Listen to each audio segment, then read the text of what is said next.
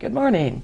Welcome back to Two Sisters Chat. I'm Sandy West and my beloved sister, Melissa Higginbotham. You know, she used to say, my beloved sister, Melissa Higginbotham, and now it's like, oh, I need to introduce myself. So here's my beloved sister, Sandy West. Good morning. Good morning. So today we're going to talk about sound healing, which is Mill's specialty. For many years she's done music her whole life. So just take it away and tell me what you need me to do. Well, you might want to hand me that bowl. In fact, we won't use this part, but The mallets? the mallets, eventually the mallets. But sound is consciousness, and consciousness is sound, because, you know, a lot of you have heard in the beginning was the word. And which means that sound is a very integral and beginning part of creation. And so a lot of us like sound, or we don't like different types of sound, and we don't always know why. And one day I was looking at something, I think it was like Leonard Bernstein or Rachmaninoff, you know, one of the masters of music. And I was musing on the feeling of what makes a difference between a master or just a technician of sound. Mm-hmm. And I realized it was the consciousness, that you could have two people that were wonderful in playing piano, but the one that really caused the hairs to rise on the back of your neck was the one that had a higher consciousness aspect, and that consciousness was, that person was not only aligning with the consciousness and the sense feeling of the piece they were playing or the instrument they were playing, but they were sending that consciousness of who they were and what they were out on the sound. And so, having had a background for many years in music, I got attracted to the sound healing. There was just something about it that resonated with me. And so I started out with looking at different books. And then when I was taking voice lessons, I remembered my teacher saying, let's color the sound. And you would think about what you were singing, perhaps, and you would think of a color, and everybody in the class would try to guess what color you were singing. And that was my first step into that there was something in sound or music beyond just singing a song. And so over the years I just kind of experimented with different things. People would come into my life, you know, crystal bowls came to my life.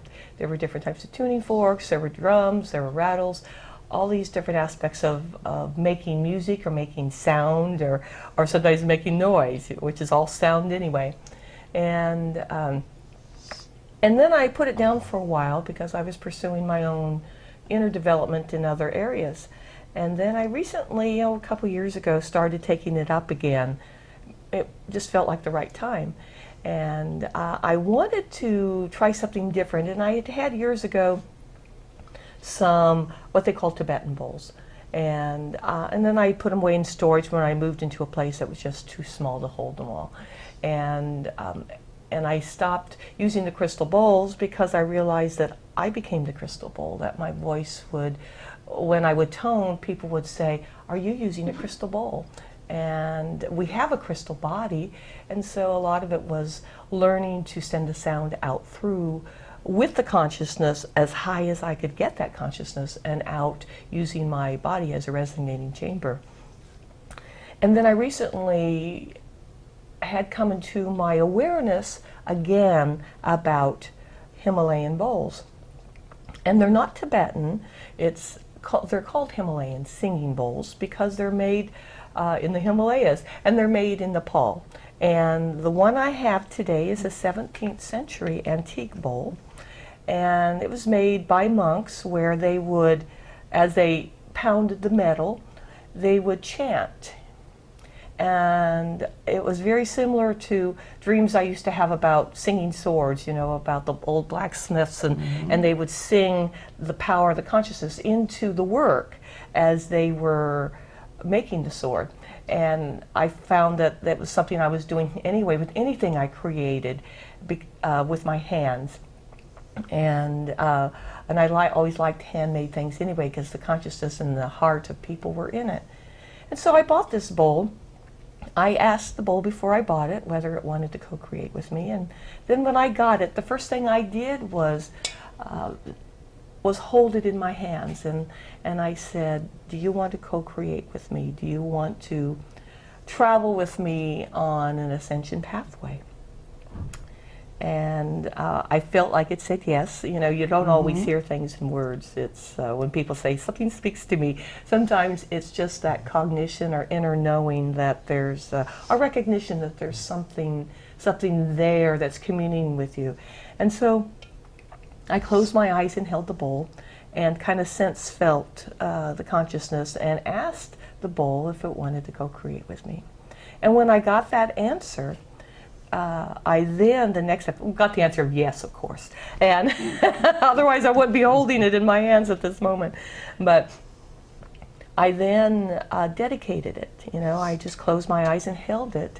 And I breathed and got to as high a consciousness space as I could for that moment, especially the oneness space. And I breathed that frequency of oneness. I breathed that frequency of source, bringing it down through my crown and down to in a space about right here. It's, you know, some people call it the high heart, others call it Azare.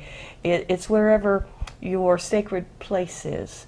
And I brought it down there, held it, and then breathed it out through my hands to connect with the perfect divine blueprint of the bowl. And so it was like blueprints meeting blueprints.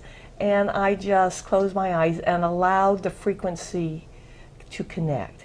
So it was like the frequency of me and the higher aspect of me, and the frequency of the higher aspect of the bowl, and source, of course, intertwining us both into a oneness of consciousness and co-creation. And so that was the first thing I did.